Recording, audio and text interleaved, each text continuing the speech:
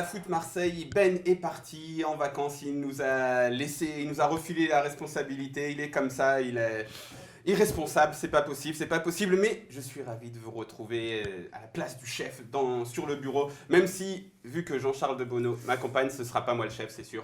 Non, moi je suis pas le chef, moi je suis simplement. Tu prends les devants sur le terrain. Ah non, mais bon, c'est vrai que le grand patron est parti à Courchevel du temps que nous sommes ici. Voilà. Bonjour Mourad.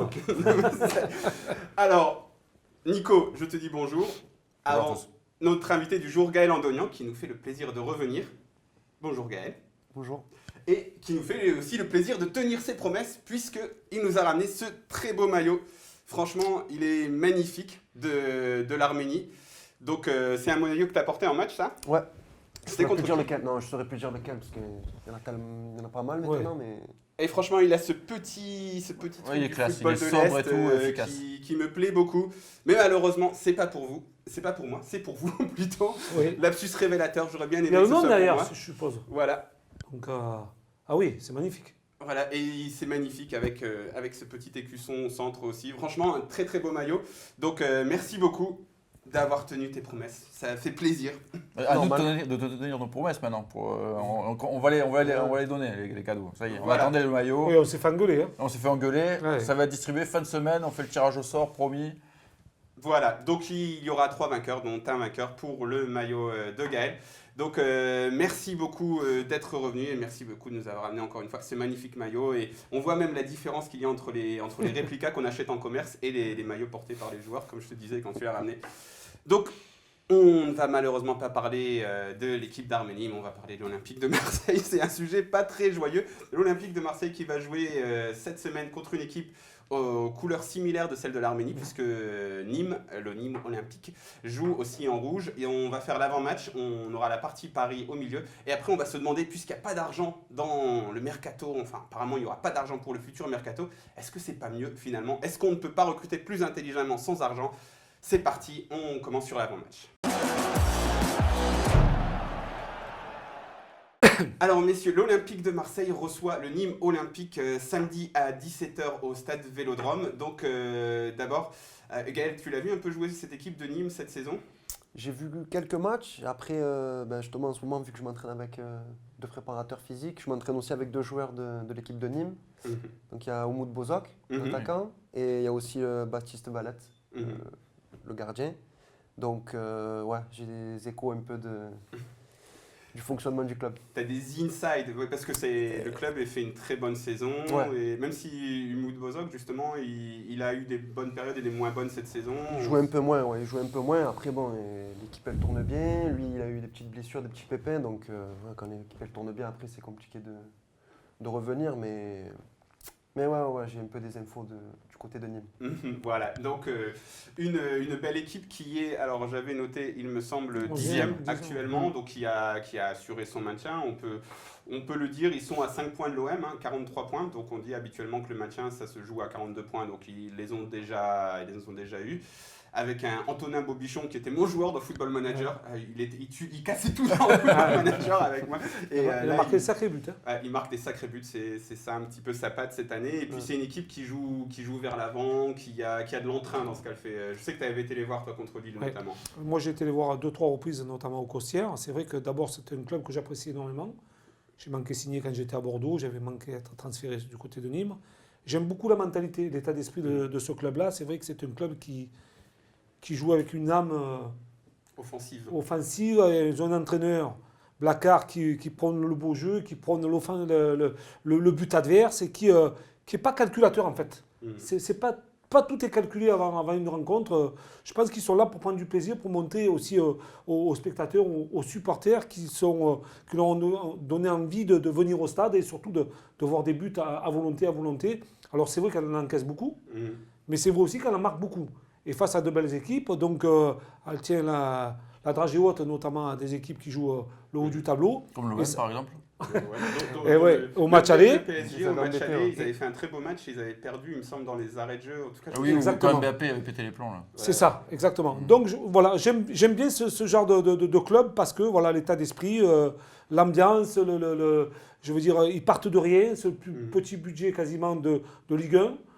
ils prouvent aujourd'hui qu'ils sont capables de rivaliser avec les clubs du haut. Voilà, c'est une belle histoire, Nîmes, mais Nico, nous, c'est l'OM qui nous intéresse et on peut le dire, c'est victoire obligatoire pour l'OM. Alors, parce qu'on avait eu un peu une petite blague avec Ben quand il me disait à Paris, il y a victoire obligatoire pour l'OM et je lui ai dit non, tous les autres matchs, c'est victoire obligatoire, mais pas à Paris. Mais voilà. Entre-temps, tu as fait match nul contre Angers et tu as perdu à Bordeaux. Donc là maintenant, c'est victoire obligatoire, mais plus pour le podium, pour la 4e place. Voilà. Parce que si tu veux la récupérer à Saint-Étienne. Ou la 5e.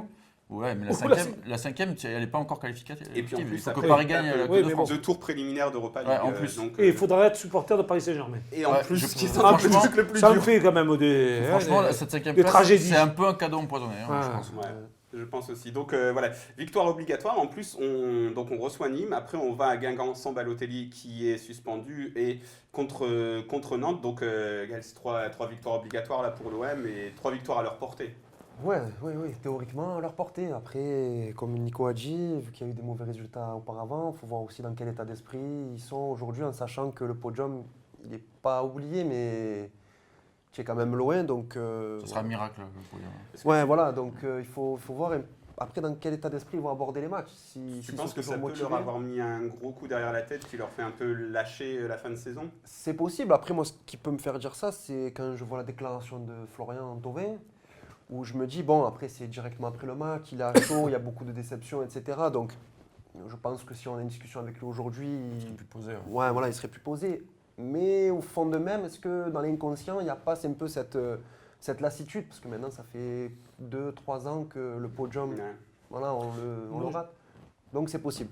Moi, j'ai peur qu'il y ait une cassure quand même dans le vestiaire, avec tout ce qui s'est dit, tout ce qui s'est fait, tout ce qui s'est passé. Parce que, bon, on a encore vu des joueurs, et on revient une nouvelle fois sur Gustavo, qui n'est pas rentré, qui boudait, qui a eu des accrochages, Thauvin qui a fait la déclaration, même si c'était à chaud, la déclaration a été faite, Payet qui est sorti, qui n'était pas content de sortir. Est-ce que là, maintenant, est-ce que les joueurs, et à l'interne du vestiaire, est-ce qu'ils ne vont pas lâcher un petit peu le coach, ses dialogues et tout le reste? C'est ça qui me fait peur. Et en plus, c'est qu'il va falloir être fort parce que l'ambiance, elle va pas être forcément bonne. On a Ça eu va les peser sur les communiqués épaules, hein. des MTP, des winners qui étaient. Ça redevient offensifs. tendu là. Donc, ouais, Nico, tu t'attends à quelle ambiance, toi, samedi au match? C'est toujours pareil, on connaît le vélodrome. Je pense qu'il va y avoir des banderoles, ça va siffler un peu au débébut de match. Après, si les joueurs ils font le taf sur le terrain, ça peut vite tourner. C'est toujours pareil. S'ils se bougent, que ça part. S'ils font les 20 minutes qu'ils ont fait la dernière fois contre Angers et qu'ils le font sur tout le match, le vélodrome il sera en feu à la fin du match, mais dans le sens positif. Par contre, si ça joue pas et qu'en plus tu te fais bouger par Nîmes, parce que Nîmes c'est une équipe de caractère comme disait Jean-Charles, ça peut vite siffler. Ça peut vite, Si on encaisse le premier but, Ça va être terrible. ça va être terrible pour nous. Pourquoi? Parce que le public, on va l'avoir à dos. Est-ce que les joueurs vont lâcher ou vont se battre pour Rudy Garcia aussi? Parce que, attention, là on parle des joueurs, mais il y a Rudy Garcia, il y a le président. Ouais, c'est lui qui est en première ligne, Rudy Voilà. Garcia. Et ils vont certainement avoir des banderoles à leur effigie dans les tribunes, donc dans les virages. Ils ont prévenu qu'il y aurait certainement des choses qui se passeraient dans le stade. Donc méfiance, donc tout peut basculer en rien de temps.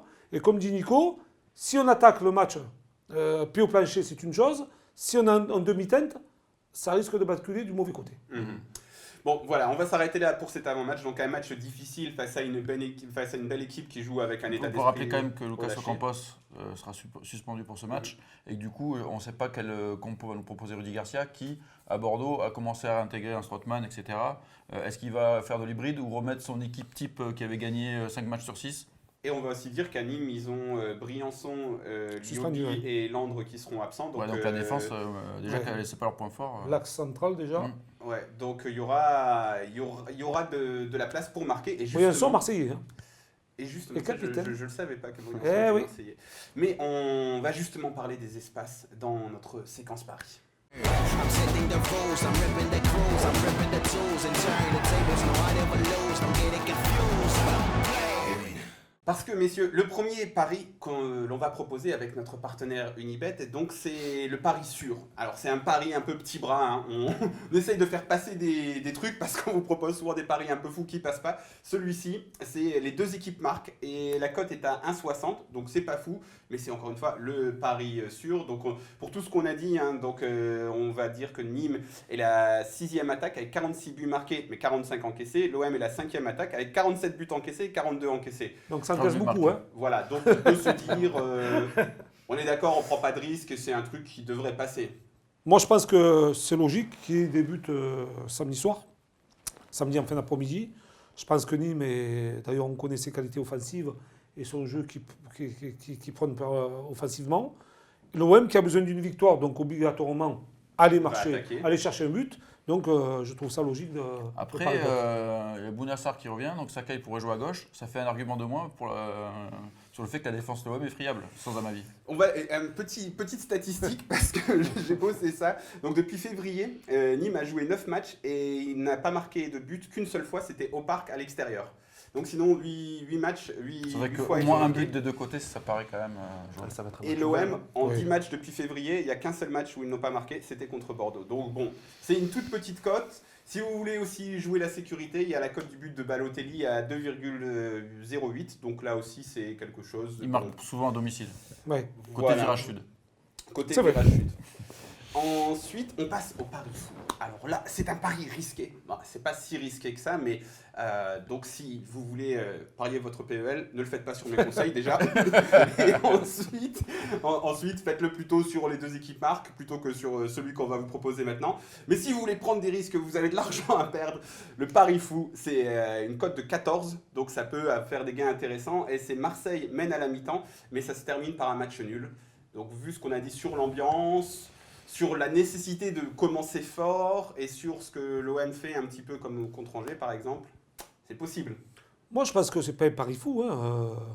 Moi, on peut s'attendre à un match fou, par contre, mais avec beaucoup de buts, mais surtout, pourquoi pas un match nul. Même si l'OM marque les premiers, on connaît la capacité de réaction de Nîmes, mais aussi on connaît les défauts de l'Olympique de Marseille quand il marque, et après d'attendre, de ne plus jouer et d'encaisser des buts. Ce qui s'est passé l'avant-dernier match au Vélodrome face à Angers, c'est exactement cette situation-là. Alors un pari fou, je pense pas qu'il soit si fou que ça. Tous nos paris vont passer, Gaël, tu vois. Ouais. Non, On mais... commence à réfléchir à la somme alors. Sauf qu'avec Unibet, tu as 100 € remboursés, c'est pour ça que tu dis ça. Ah ben voilà, Donc, je vais mettre ça voilà. en alors. Donc voilà, et puis après, on a encore mieux. Une cote à 28,38. Alors là, ouais, mais là, c'est attention. plus difficile, c'est un combiné. Ouais, voilà, c'est le fameux combiné. Donc après la cote Paris sur Paris fou, le combiné donc sur nos adversaires, donc Saint-Etienne, Bordeaux, Nantes, Lyon, Monaco, Reims. Alors pour 28-38, c'est Saint-Etienne-Bordeaux, on a mis victoire à SSE parce que je pense que Bordeaux a fini sa saison, ils ont battu l'OM, bon ben voilà, très bien. Saint-Etienne a besoin de gagner.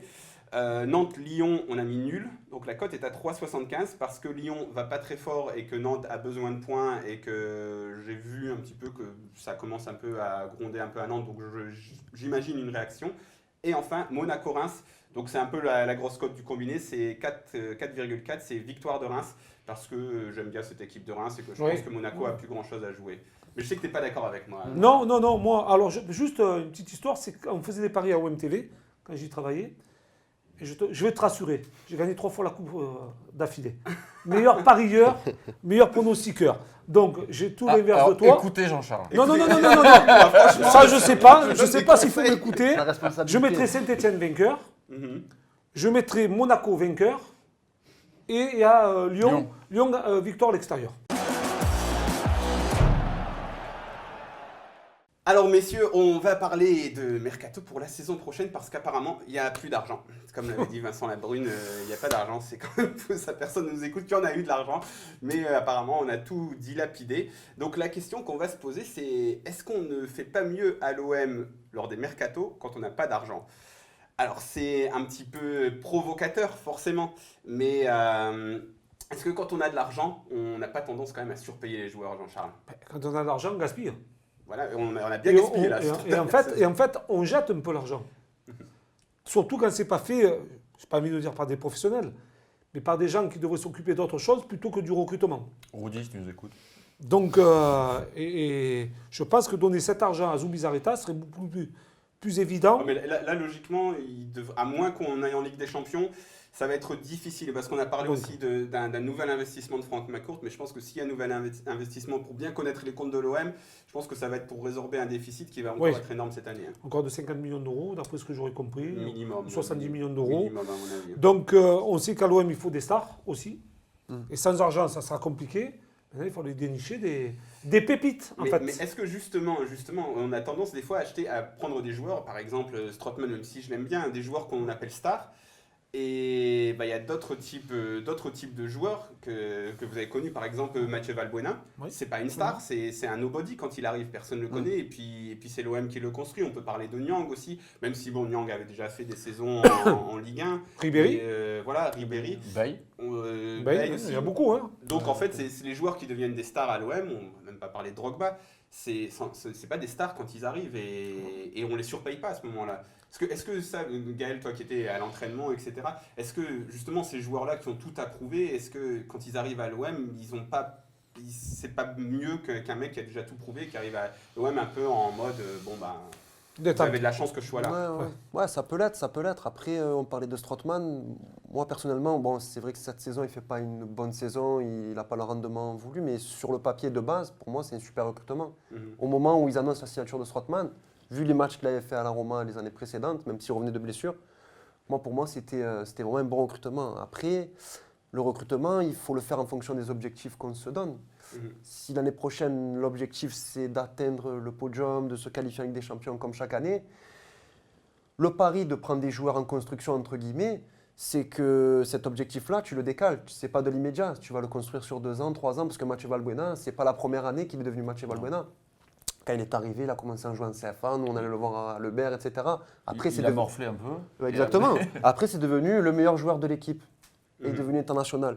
Donc, je pense que le mercato, il faut le faire en fonction de la communication et des objectifs qu'on va... La communication, ouais, voilà, après... j'ai fait un peu les gros yeux, mais bon.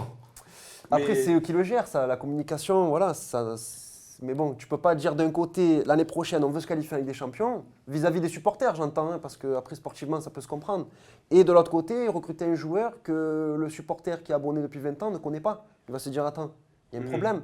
Mais oui, mais ça, c'est de la communication, mais parce que, par exemple, l'OM ne va plus beaucoup en Ligue des Champions. La dernière fois qu'on y a été, c'était saison 2012-2013. C'était pas très bien passé. Zéro pointé.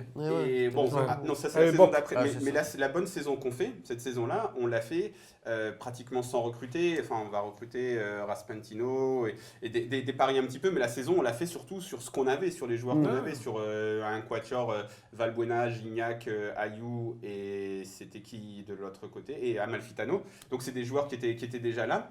Et c'est eux qui font la saison. C'est ça aussi. Des fois, on a tendance à acheter des joueurs juste pour acheter, quoi, pour dire voilà, on fait du. Parce que Strootman, moi, je suis d'accord avec toi. Je pense que ça peut être un bon joueur. Et quand j'étais à Rome et que j'ai demandé à des journalistes romains, etc., ils m'ont dit.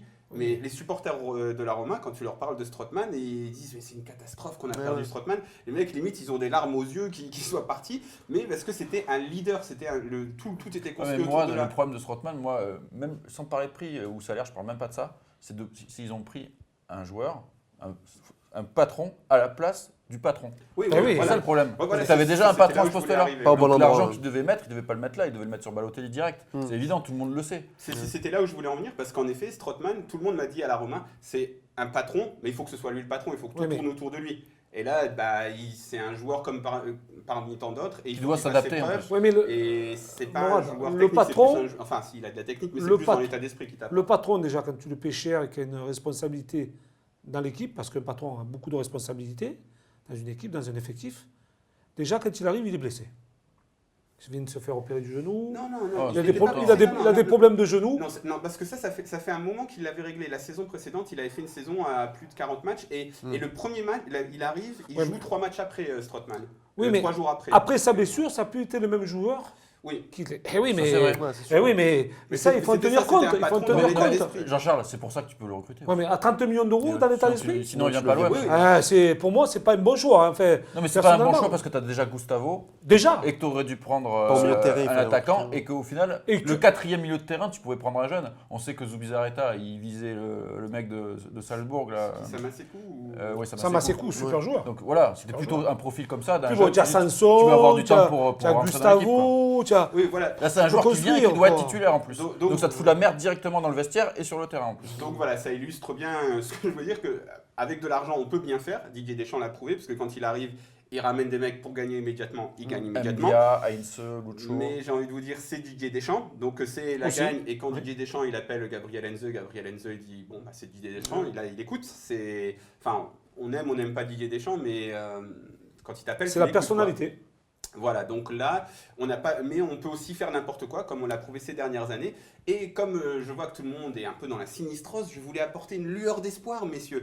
Ne vous inquiétez pas, j'ai noté quelques petits exemples de mercato à l'OM qu'on a fait sans aucun argent.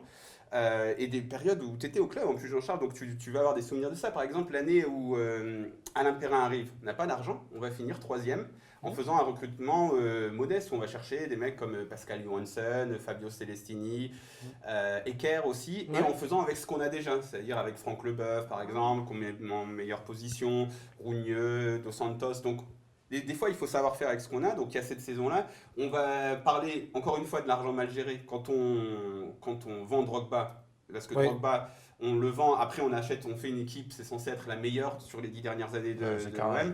Carnage, on finit très mal la saison. La saison d'après, on repart avec Jean Fernandez. On n'a pas d'argent. On va chercher Ribéry, Sana, Niang. Alors, il y a des ratés aussi, le fameux Condor Jiménez, Mendoza, etc. Mais tout de même, tu n'as pas d'argent, tu recrutes des joueurs. Et puis, après les années Diouf aussi, je trouve qu'on salue souvent son mercato. Alors, je pense à raison, mais le moment où on a dépensé de l'argent, je pense aussi que ce n'est pas les moments où on a le mieux recruté, même si Atem Ben Arfa, Koné, c'était des bons joueurs. Mais ceux qui ont marqué les années Diouf, c'est ceux qui étaient là avant, donc les Sana, Ribéry, etc. Et puis après les Taiwo, Valbuena, ce genre de mecs que tu as été aussi chercher pour moi. Donc, et puis avec Bob, donc j'en avais déjà parlé. Donc, messieurs, je sais que les temps sont durs, mais on peut faire mieux sans argent. Ces exemples-là le prouvent. Oui, mais non, mais il y a beaucoup de clubs en France qui font bien avec peu d'argent. En fait, il faut avoir une ossature de joueurs expérimentés, Tu l'as. qui ont un rendement, on peut l'avoir. Là, je pense à Gustavo, bien sûr, j'en reviens toujours. Avec des joueurs comme ça, et entourés avec des bons coups. Ce qu'on appelle les bons coups. Après, il faut les dénicher, bien sûr. Voilà. Et donner la possibilité à ces joueurs-là de s'exprimer. Mais c'est là qu'il faut faire la différence entre C'est- les bons coups et le mercato d'opportunité qu'on nous vend depuis qu'ils sont arrivés. Ah oui. Parce que le mercato d'opportunité, c'est ils prennent des mecs qu'ils connaissent parce que c'est possible. Les bons coups, c'est d'aller chercher des choses, c'est-à-dire faire confiance à la cellule de recrutement, chose Bien sûr, qui n'est bien pas sûr. souvent faite à l'OM, on le sait. Pas Les du mecs tout, qui même. bossent un peu pour rien. Et c'est ça, c'est prendre des risques en allant chercher des joueurs pas forcément connus, qui flambent dans des championnats peut-être plus mineurs. Il y a des... On le sait, Lille, comment il fonctionne avec Campos. Nice en France. On voit bien qu'ils travaillent bien aussi depuis des années. Ils sont allés nous chercher des mecs au Portugal. Attal, Attal, même avant, d'Albert, ils Voilà. ont sorti des joueurs comme ça. Et C'est même des Lille coups comme ça qu'il faut avec, faire. Selic, par Voilà, exemple. on parle beaucoup. Deuxième Alors, division turque. C'est dit que si je vous dis le salaire qu'il a, c'est dit que vous n'allez pas me croire. Donc en fait, c'est pour ça qu'à un moment donné, il faut savoir aussi faire des coups de poker. Eh oui. Dans... Mais c'est moins risqué quand ça coûte moins cher aussi. Exactement. Il a coûté quasiment zéro. Il avait un salaire, il n'était même pas 10 000 euros par mois. Même pas 10 000 euros par mois pour jouer à Lille qui est seconde de ce championnat. Donc à un moment donné, voilà, il faut de l'inspiration. Il faut de l'inspiration. Il faut Des réseaux. les mettre des réseaux et surtout le mettre en confiance. Moi, je pense à eux. On Je va pense à eux. continuer. Sur les mettre en confiance. On va À un continuer moment donné, voilà. à en parler, Jean-Charles, mais on va d'abord dire au revoir à nos téléspectateurs de VAR Azur et Provence Azur TV. Donc, merci de nous avoir suivis. Le débat continue sur la chaîne YouTube de Football Club de Marseille et bien sûr sur le site footballclubdemarseille.fr. Alors on continue, on parle de ça et on dit il faut mettre aussi les personnes comment dire, compétentes aux bons endroits. Et on a une cellule de recrutement qui est censée s'être développée à l'Olympique de Marseille. On sait qu'elle était déjà développée même avant. Là, avec Zubizarreta, on a donc désormais un logiciel pour étudier les joueurs. On a Albert Valentine, on a pas mal de choses qui se sont mises en place. Donc le truc, c'est que là aussi, pour recruter sans argent, là, il n'y a pas le choix. Il faut donner toute l'attitude à la cellule de recrutement, Gaël. Hein, on est d'accord avec ça. Ouais, bah oui. Après, moi, je pensais justement pendant la coupure à un club comme Porto, par exemple. Je trouve que c'est les spécialistes de ce recrutement. Porto, Benfica même, tu peux Porto, Benfica, c'est 2 clubs portugais. C'est impressionnant. Hein. Ils arrivent à recruter des joueurs. Je me rappelle que Hulk, ils étaient allés chercher un championnat japonais. Enfin, Ils ont des réseaux de dingue. Ils ont des réseaux incroyables. Donc voilà, est-ce qu'il ne faudrait pas s'inspirer de ces recruteurs-là et de leur réseau? Enfin, eux, ils ont le truc aussi d'être, tu vois, par rapport à l'Amérique du Sud, c'est que le Portugal, c'est plus proche au niveau du style de vie, la langue, etc. Donc ils ont des Et puis il y a des histoires où tu n'achètes pas 100% du joueur aussi, avec des droits à l'image. c'est les droits, compliqués, ouais. D'accord. Moyens Enfin, légaux. en fait, s'ils sont bons les joueurs, moi je m'en fous qu'il y ait des différences dans le pourcentage, dans la Ouais, revente. il y a toutes les go que tu On a acheté les gars que tu peux un faire là-bas, Mitroglou ici. aussi, on a de la revente. Hein. Et Il n'a ouais, jamais. Mitroglou, ouais. ouais, voilà. C'est Eh moyen oui, de non, mais contourner après, le hein, droit en je France. veux dire, à un moment donné, c'est là où il ne faut pas se tromper. Quoi. Tu peux te tromper, attention. Tu peux te tromper. Tu peux tromper 1000 fois 1000 personnes. Mais bon, tu ne peux pas te tromper sur 10 joueurs d'affilée. Quoi. Voilà. Mais tu parlais aussi pendant la coupure, Gaël, est-ce que l'OM a vraiment besoin de recruter? Est-ce que c'est pas le moment? Est-ce qu'il va être obligé de vendre? Donc l'OM va être obligé de vendre. Mais disons que tu vends 2 gros joueurs comme pour résorber le déficit. On a vu sortir ça un peu dans la presse. Donc on imagine que ce serait des Thauvin Sanson. Est-ce qu'après tu peux pas faire avec ce que tu as là actuellement une bonne saison avec un autre état d'esprit, avec autre chose? Moi, je pense qu'à l'heure d'aujourd'hui, sans départ, l'effectif, il est excellent. Hein. Dans chaque ligne, il y a des internationaux, des joueurs confirmés. Enfin, au milieu de terrain, on a un milieu de terrain incroyable. Sur le papier, je dis. C'est incroyable. Devant, on a comblé le déficit avec Balotelli.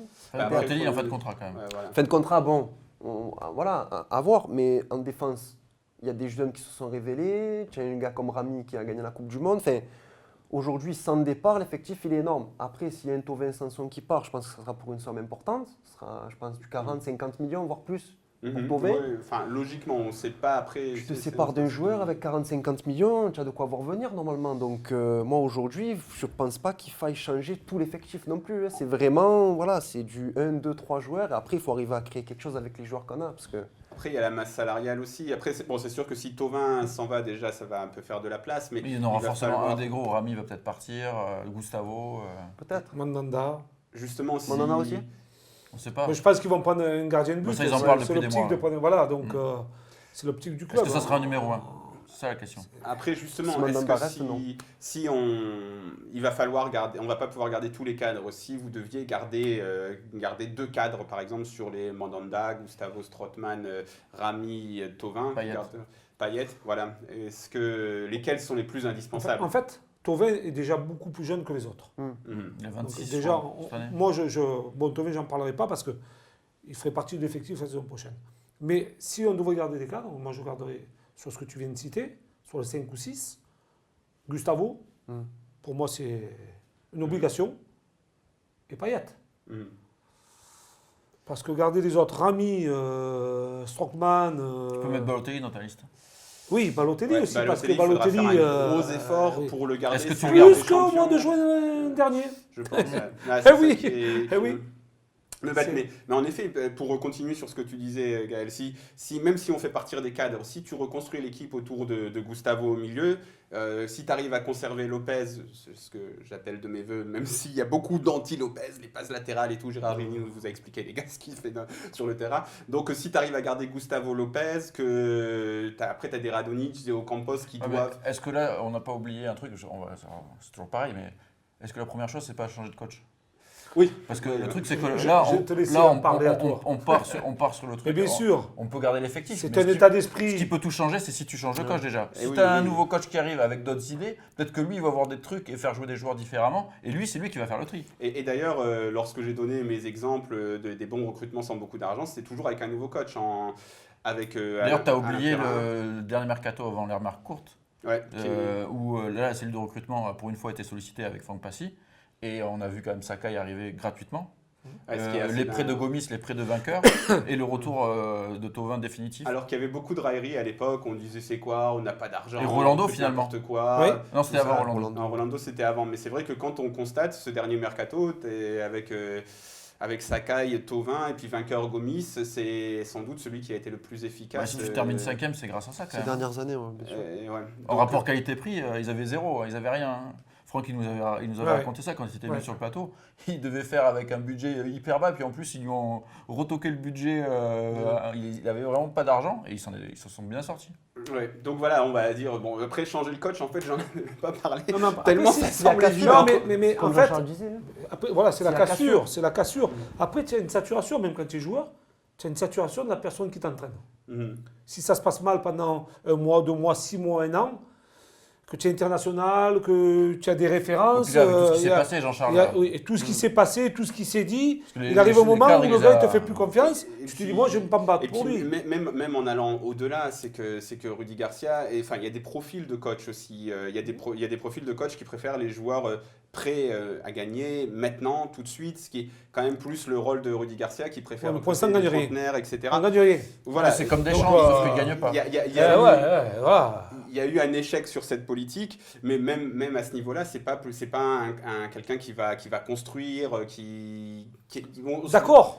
Mais l'état d'esprit du coach doit être adéquat avec le club, mais avec tout ce qui entoure le Voilà, club. avec- Mais ça veut dire qu'il y a un directeur C'est-à-dire sportif que- qui définisse une politique Voilà. sportive. Et ça, c'est pas le Et cas. même avec les gens qui vont au stade, les gens qui supportent l'OM, à un moment donné, il y a une communion qui doit se passer.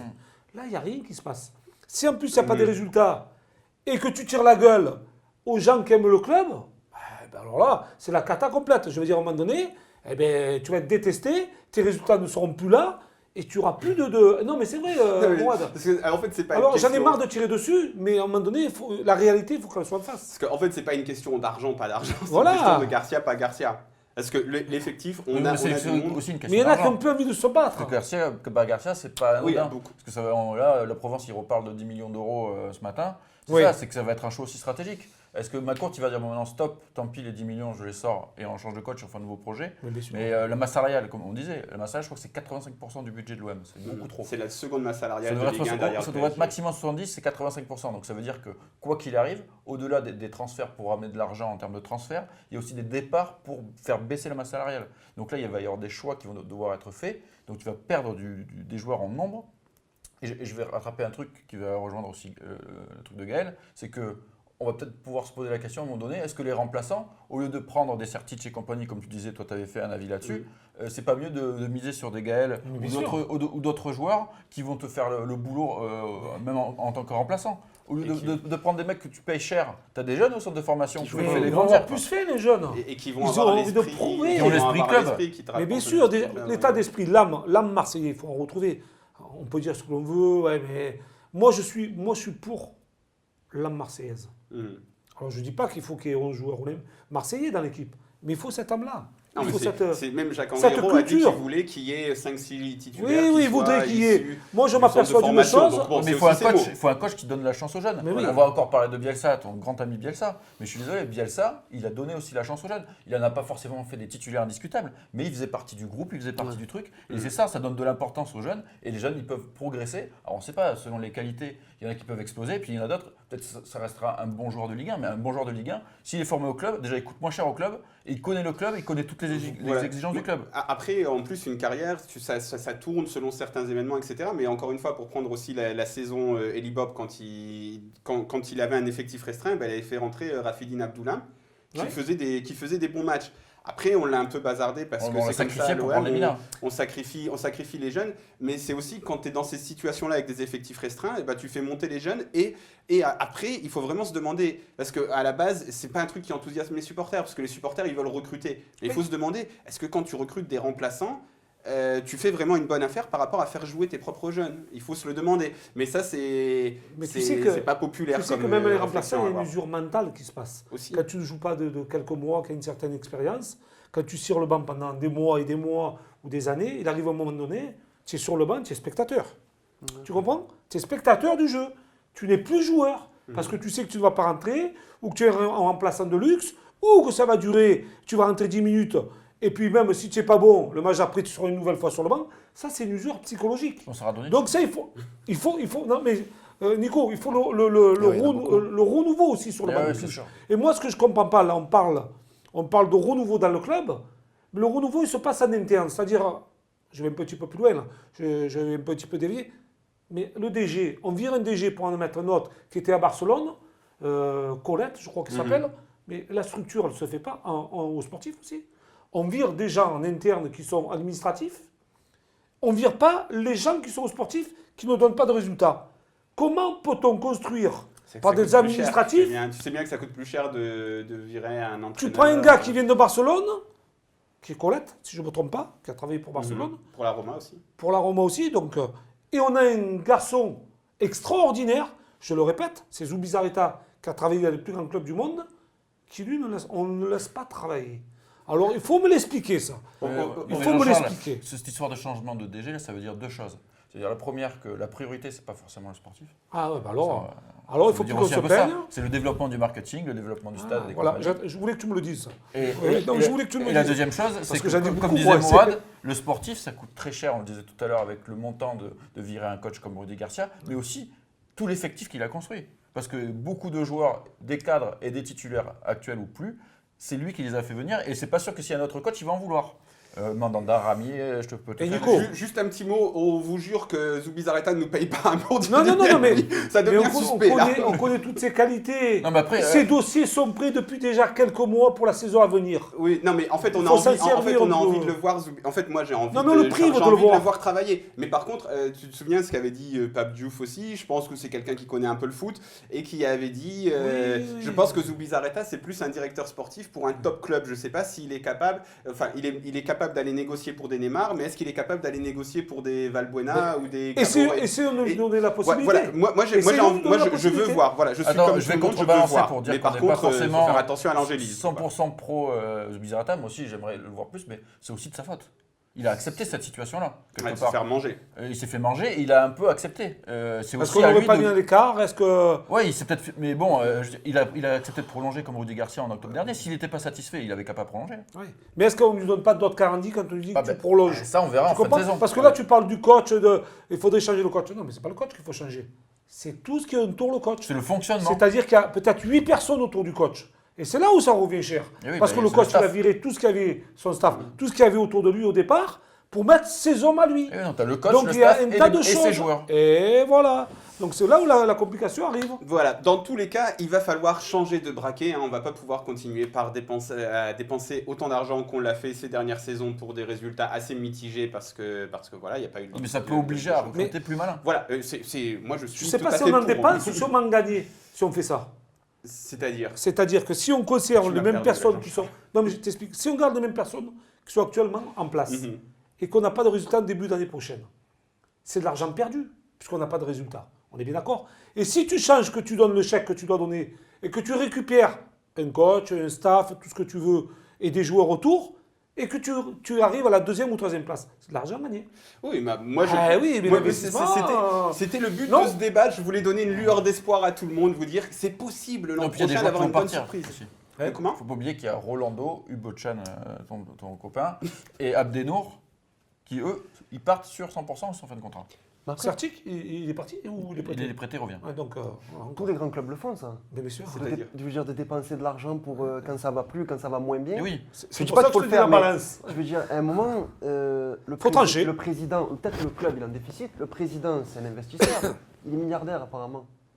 Les sous, il en manque pas. Non, mais Oui, ce que je veux dire, c'est que quand on voit un club comme Paris qui prend le risque, entre guillemets, de virer un monsieur comme Laurent Blanc, qui donne des millions d'euros, bon, c'est pas les mêmes budgets, c'est pas les mêmes ouais, moyens, c'était etc. 23, je pense. Mais je veux dire, Ils même prennent la responsabilité. prennent la responsabilité, voilà, ça leur fait mal sur le Mais- moment, mais après, est-ce qu'ils repartent pas sur quelque chose d'autre? Monaco, pareil avec Jardim, il le récupère 6 mois après. mais tu vois, c'est ça le truc, c'est que. Donc, c'est il faut que les sortir à un moment donné. Si on estime Il les vouloir a sortis. devenir, il les a sortis, bien sûr, mais après, Il a fait confiance à des gens. il a fait confiance Pour à le des gens. sortir. Malheureusement, le football, c'est pas du. Tu peux pas faire du one shot, c'est sais, pas oui. un coup ça Eh oui. marche et sinon on arrête Ouais. tout. Gaël t'en parlera faut voir deux le projet. petites secondes. Quand tu vois les grands clubs, quand tu vas en Angleterre, tu vas en Espagne, tu as des joueurs internationaux qui ont gagné la Ligue des Champions qui sont sur le banc de touche. Et ces clubs-là ne se gênent pas de virer ces joueurs-là. Mhm. Si à un moment donné, ils ne servent à plus rien, ou ils vont les mettre sur le banc et puis le coup d'après, ils vont dire mais écoute, on n'a plus besoin de toi, tu ne rends plus de service, il faut que tu t'engages. Mais je pense que... Il faut savoir Mais- prendre des risques mais parce par que l'investissement, regarde, il a mis, toi tu sais combien il a mis le Matt Courte. Et aujourd'hui on n'a Mais rien c'est- depuis c'est- 2 c'est ans et pour demi. ça- C'est pour le ça que je problème. pense que l'argent, en fait, l'argent, il y en avait un petit peu dans ce projet, mais pas autant qu'à Paris ou même qu'à Monaco. au Parle pas début. de Paris. Ça, on le Et- savait dès le départ. ça. Et il fallait être plus intelligent dans l'utilisation de l'argent. Ah oui, il a Donc, été mal géré. on a fait ça comme si on était, comme tu dis, tu vois, comme si on était un grand club, à dire bon bah, enfin, on est un grand C'est club. la Noël, on Je veux achète. dire, C'est un un club grand club, bien riche. sûr que c'est un grand club. C'est un grand club au niveau de l'histoire, etc. Mais comme si on était un club riche, au même niveau que ceux qui vont en Ligue des Champions On tous n'est les pas ans. un top Mais club européen. on l'était pas, donc il fallait justement être plus intelligent. Et je crois que maintenant, après avoir essayé la politique du on achète, il va falloir réfléchir maintenant avant d'acheter. Et ça va être le fin mot de cette émission, parce que sinon on va jamais s'arrêter, je le sens. Donc, on Donc, va parler des heures là, je pense. Ouais. Te remercie encore Gaël pour nous avoir ramené ce très beau maillot Merci à vous pour l'invitation. que l'un d'entre vous va gagner très bientôt. Donc merci beaucoup. Merci Jean-Charles. Merci Mourad. On peut souhaiter quand même un club à Gaël pour la Ouais. reprise. en septembre. Généralement, ceux qui viennent ici et qui n'ont pas de club, ils trouvent un club derrière. Moi, j'espère que ça On va passe. prendre des chances. Ah, bah, J'espère ça que va. ça ne sera pas comme Franck Passy, que ça durera un peu plus longtemps quand même. Ouais. Oui, mais bon, il a trouvé un club, et ça peut lui permettre de rebondir De avec rebondir, peut-être le ouais. Mont Blanc. À Lyon. Aussi, à Lyon. Comme ça, je reviens la semaine prochaine alors. Ah, voilà. Voilà, en tout cas, oui, on te le souhaite. Et puis on ne manquera pas de venir te voir, même Donc, si... il est fit, Gaël. Avec plaisir. Il- Ouais. En forme, en forme. Voilà, et puis Nico, on te remercie. Mais Ouais, on je te suis moins, remercie je suis tout moins le temps. fit et je cherche pas de club. Voilà, on remercie aussi Tom derrière la caméra. On vous remercie, vous, nos viewers. On vous aime tous. Et on vous dit Oh non. à lundi prochain.